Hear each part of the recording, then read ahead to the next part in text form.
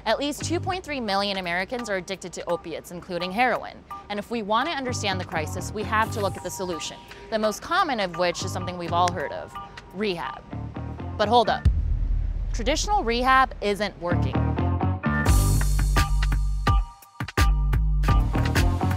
First off, there's no national oversight over recovery centers, which means there's no official success rate. But experts say it's only around 10 to 30%.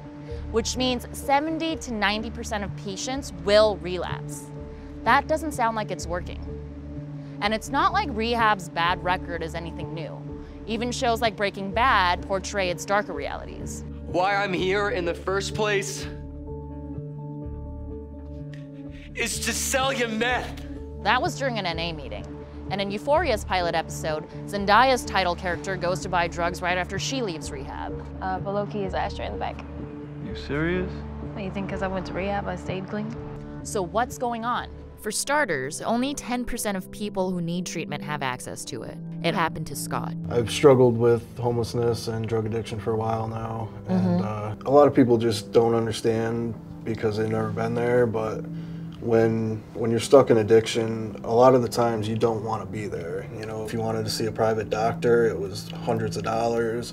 And, you know, even rehabs and stuff were really hard to get into depending on your insurance and whatnot. Yeah. And how long were you struggling with opiate addiction before? I've struggled on and off for about 10 years now. 10 years in rehab is a long time, but opioid treatment itself hasn't changed much over the past couple decades. How many patients have you known who've died of an overdose over the years? It's a lot. A lot of people. It's a lot. It's heartbreaking. And for those, there's also been quite a few suicides too. So we look at the combination of all of that happening. It's devastating. We're a quick fix society in general, and we want something that's going to take the pain away immediately, fix the problem immediately. When you're looking at cancer treatment, you've got social workers on board, you've got nutritionists on board, you're really covering this broad spectrum. So what would you say then is the biggest barriers for people suffering from addiction, opiate addiction? I would say cost, location, childcare. Like transportation? Yeah, oh yeah, getting from place to place. Who's gonna watch your kids? How much time are you gonna be able to get off from work? Right. That's why the Center for Treatment Innovation, or COTI, was launched in New York State. It breaks down a lot of these barriers, and Chad is its program director working with recovering addicts like Scott. It's a mobile treatment center using telepractice. Basically, it's almost like they identified all the barriers that people struggle with trying to engage in treatment and said, let's create this program to overcome all these barriers. And then we get to go out and do that, which is awesome. So there's a doctor or physician's assistant in the actual office.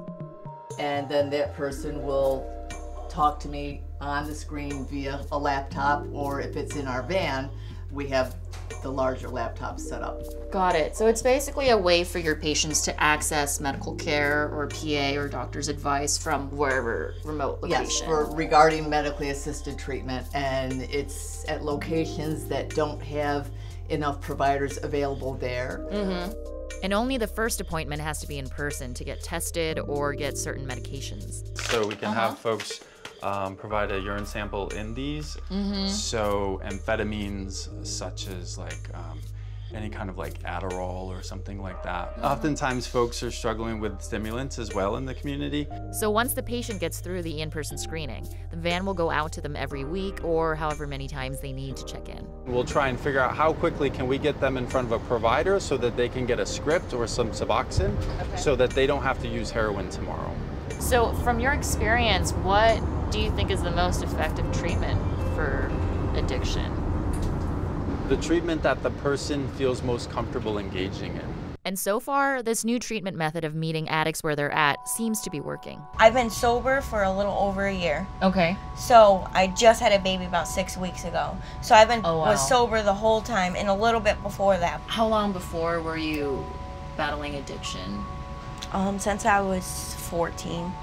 Before, did you do any other sort of treatment or go to any rehab? Probably 5 outpatients and probably 5 inpatients too. I had 8 months sober before I relapsed and got involved with the Cody Project. I was kicked out of an outpatient and because of my first relapse. So what makes Cody different besides that? Well, they'll go out of their way. Like, I've never had an outpatient or inpatient bring me to appointments, court dates, probation. They've even offered to come to my house because I just had a baby. So they'll come to meet me there so I don't have to get her ready and myself ready to go out. So like now is the longest you've been sober? Yes. When somebody wants to get treatment and you can help them achieve that goal, that's so rewarding because now they feel like they're on a right path. Nobody should run into like being frustrated because it's like they want help, they want treatment, but everywhere they turn is running into a brick wall and not getting anywhere. Nothing's more frustrating than that.